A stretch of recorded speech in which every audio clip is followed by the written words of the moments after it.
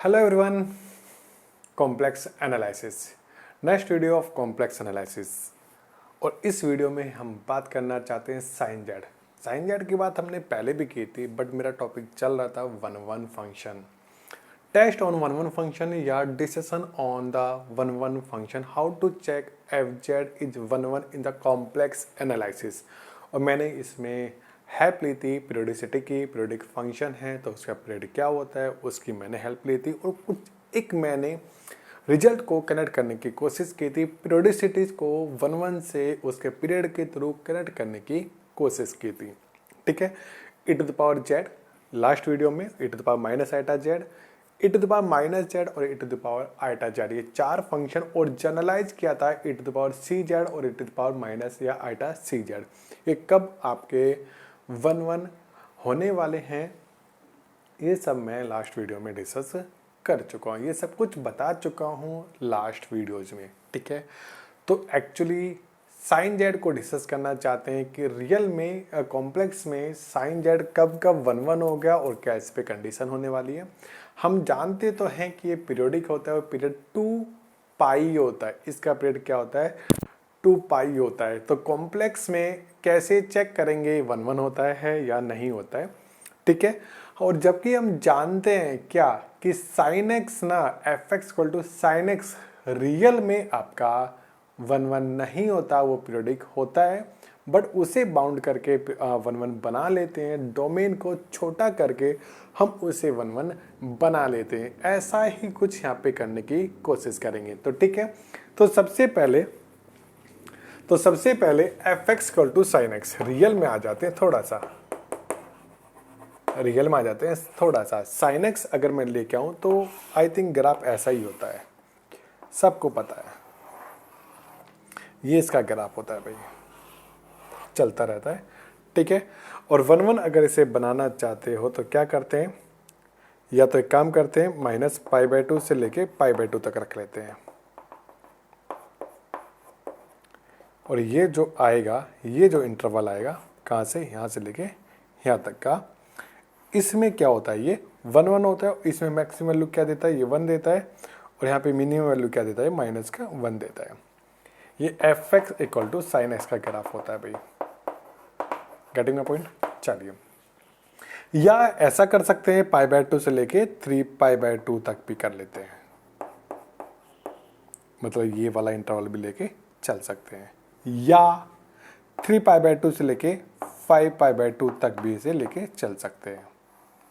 कोई भी एक इंटरवल ले लेंगे, इस पे क्या बनता है हमेशा वन वन बनता है। मीन्स अगर साइन एक्स को आप वन वन चाहते हो तो माइनस पाई बाय 2 से लेके पाई बाय 2, या पाई बाय 2 से लेके 3 पाई बाय 2, या 3 पाई बाय 2 से लेके 5 बाय 2, और डॉट डॉट डॉट ऐसे ही, और ऐसे नेगेटिव में भी इसे लेके जा सकते हैं, माइनस 3 पाई बाय 2 से लेके minus pi by 2 and dot dot dot, ऐसे इसे लेके चल सकते हैं। और इसी में हम देख लेते हैं कि इसमें हमेशा वन वन होता है। ठीक है, इनफाइनाइट इंटरवल्स मिल जाते हैं जिसपे हम इसे वन वन बना पाते हैं, और ये सब लार्जेस्ट होते हैं। ठीक है, अब ना कॉन्सेप्ट आता है साइन जेड का। चलिए, साइन जेड का अगर मैं बात करूं तो F Z equal to sine Z,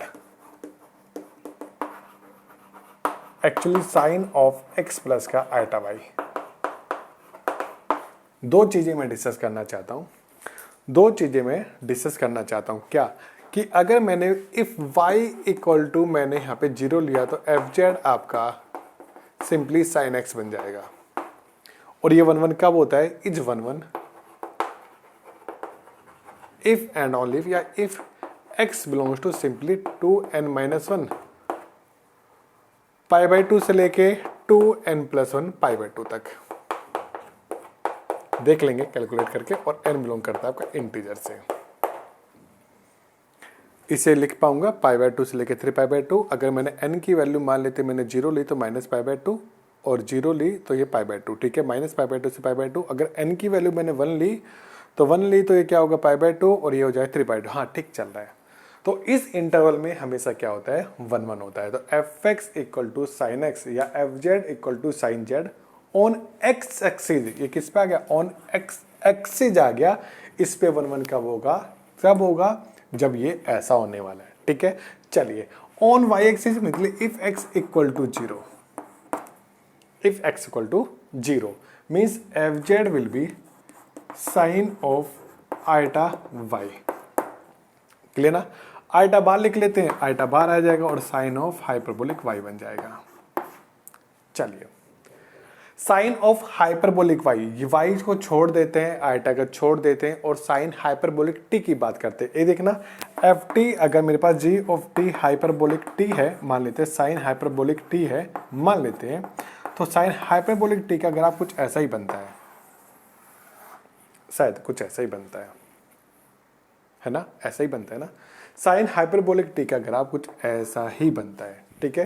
क्योंकि ये क्या बनता है, e की पावर, सिंपली ये क्या होता है, e की पावर t माइनस का e की पावर माइनस t अपॉन 2 बनता है। t इक्वल टू 0 पे ये t इक्वल टू 0 पुट किया तो ऑब्वियस है ये आपको 0 दे देता है। चलिए ठीक है, तो 0 से पास होकर चला जाता है और देखो तो ये इसमें भी हमेशा क्या होता है, 1 1 होता है, means always 1 1 for every t belongs to real number.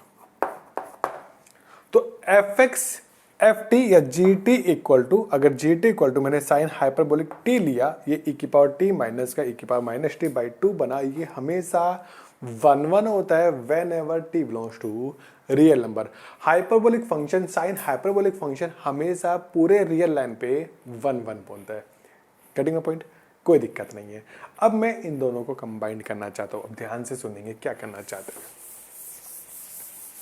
ध्यान से सुनेंगे भाई। F x equal to sine Z की मैं बात कर रहा हूँ, f Z equal to sine Z की बात कर रहा हूँ, और मैंने देखा था वाई एक्सिस पे मतलब क्या बना था, F Z equal to sine X बना था, और साइन एक्स हमेशा 1 1 होता है इस इंटरवल में, ठीक है?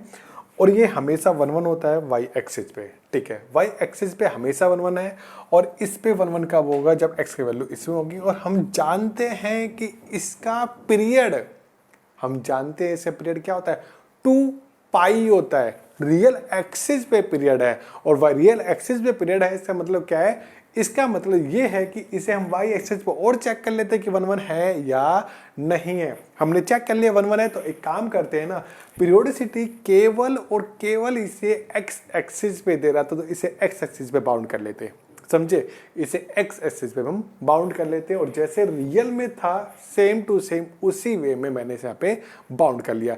तो अब क्या बनेगा, अगर मैं बात करूं एफ जेड इक्वल टू, अब जब मैं बात करूं F Z equal to sine Z की, तो एक काम करते हैं, एक्स वाई तो इंडिपेंडेंट रख लेते हैं, वाई तो इंडिपेंडेंट रख लेते हैं, क्योंकि साइन हाइपरबोलिक टी हमने देखा था, क्योंकि जब मैंने क्या किया यहाँ पे, जब x की वैल्यू 0 की, तो ये बना साइन हाइपरबोलिक ऑफ y, ये आपका बनना विद आइटा।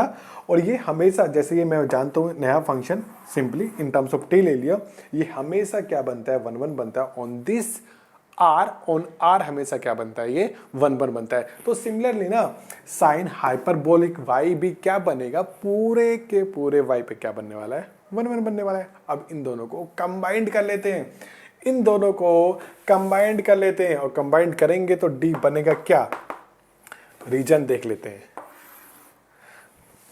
एक काम करते हैं, हाँ, तो रीजन बनेगा Z belongs to C such that कि X बिलोंग करता है आपका 2n-1 पाई बाई 2 से लेके और 2n+1 पाई बाई 2 तक, और n कहीं से भी बिलोंग करता है आपका इंटीजर से, ठीक है? And y belongs to real number. ये कोई भी d ले लो, dn ले लो, dn पे डिफाइन कर लिया, ठीक है? dn ले लिया, चलो dn नहीं रखा, d रख लेते हैं, dn नहीं तो ग्रुप वाली फीलिंग आ जाएगी, ठीक है? तो ये जो d मैंने लिया, जनरल d बना, n कहीं से भी ले लो इंटीजर से, ये जो क्लोज इंटरवल रहेगा n इक्वल टू 0 से लेके n कहीं भी लो इंटीजर से, ये जो d बनेगा इस पे हमेशा क्या बनने वाला है, ये 1 1 बनने वाला है। समझे नहीं समझे? मैंने क्या किया, y एक्सिस पे क्या चेक किया, x एक्सिस पे चेक किया, और दोनों को कंबाइंड कर लिया। समझे मेरी बात? दोनों को क्या कर लिया भाई, कंबाइंड कर लिया, और मैंने दिखा दिया कि इस पे क्या बन जाएगा, 1 1 बन जाएगा। मतलब अगर मैं अब इसके लिए क्या बना लूं, इसके लिए मैं एक काम करता हूं, n की वैल्यू मैं ले लेता हूं 0, n की वैल्यू 0, तो उसे मैंने d1 मान लिया, या d0 मान लेते, n ही रख लेते, चलो d0 रख लिया, और this will be z belongs to C such that x belongs to हो जाएगा आपका π/2 से लेके -π/2 से लेके π/2 तक, और एक y बिलोंग करेगा आपका रियल नंबर से। Getting my point? ये आपका डी बन के तैयार हो गया। ये जो डी नोट है इस पे क्या बनेगा? 1 1 बनेगा। मतलब समझो, अब मतलब समझो, अब मतलब ये समझ लो कि डी क्या बनेगा। डी आपका बनने वाला ये, मान लेते हैं π/2 है भाई, और ये आपका माइनस का π/2 है।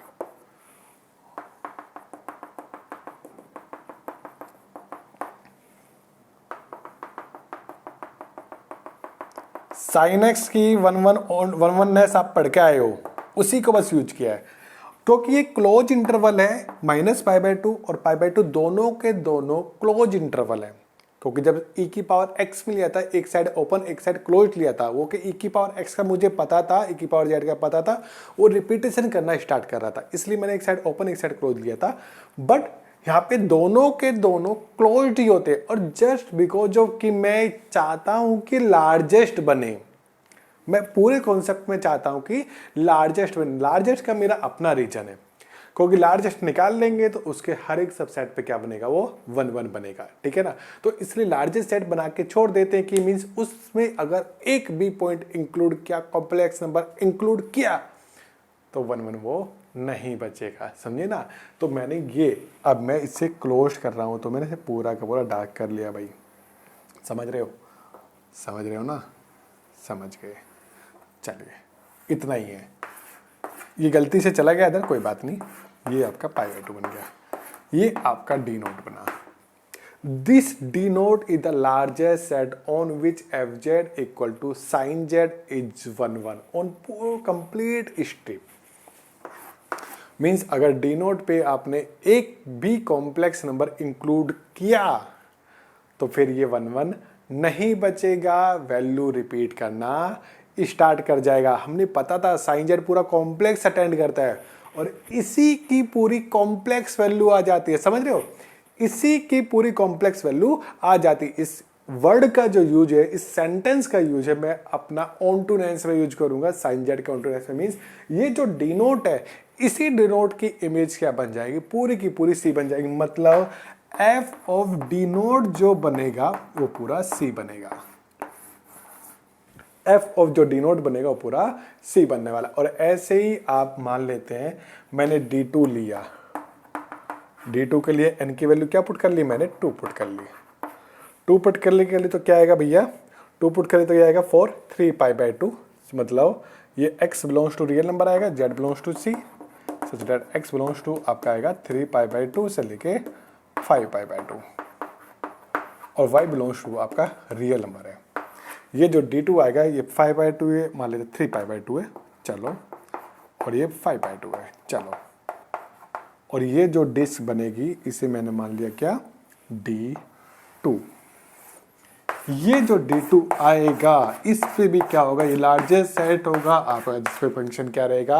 1 1 बनेगा। ये जो D2 बनेगा इस पे फंक्शन क्या बनेगा? हमेशा 1 1 बनेगा। और ये भी एक लार्जेस्ट सेट होगा जिस पे fz equal to sine Z होगा।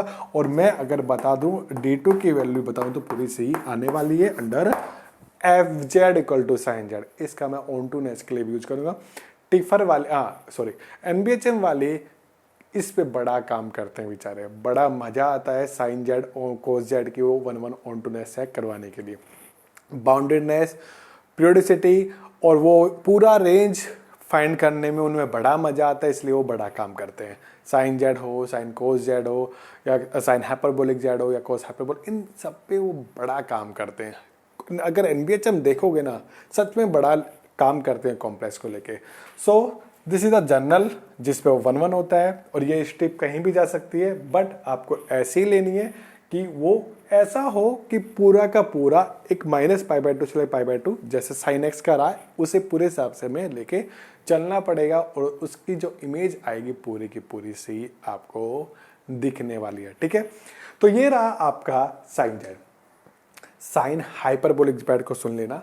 Sign hyperbolic Z simply periodic होता है, किस पे? ऑन y एक्सिस होता है, और विद पीरियड 2π आइटा होता है। तो जो काम हमने साइन एक्स के लिए, साइन जेड के लिए किया है, ऑन एक्स एक्सिस, वही काम हम क्या करेंगे साइन हाइपरबोलिक जेड के लिए करेंगे on Y axis. Getting a point? तो सिमिलर पैटर्न में साइन हाइपरबोलिक जेड भी हम कर सकते हैं।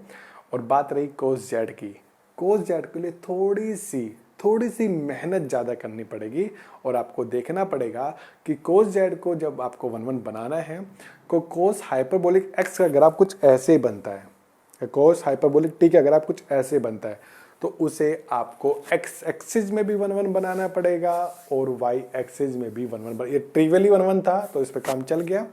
उसे आपको दोनों पे 1 बनाना पड़ेगा। 1 बनाना पड़ेगा तो उसमें बाउंडेशन ना एक्स एक्सिस पे तो आएगी, वाई एक्सिस पे भी आने वाली है। और सिमिलरली कोस हाइपरबोलिक जेड के लिए। तो ये कुछ कॉन्सेप्ट था, ये इंपॉर्टेंट क्वेश्चन कॉन्सेप्ट था एनबीएचएम, और अब तो नेट वाले भी इस पे धीरे धीरे आ गए हैं। ठीक है, ये इंपॉर्टेंट है। और इसके साथ हम इस वीडियो को यहीं पे कंप्लीट करते हैं और फिर मिलते हैं नेक्स्ट वीडियो में। हम डिस्कस करेंगे पॉलिनोमियल को लेके कि वो पीरियोडिक होती है या नहीं होती, वो 1 होता है या नहीं होता, कब होता है और कैसे होता है। सो मिलते हैं नेक्स्ट वीडियो में, जब तक के लिए बाय बाय।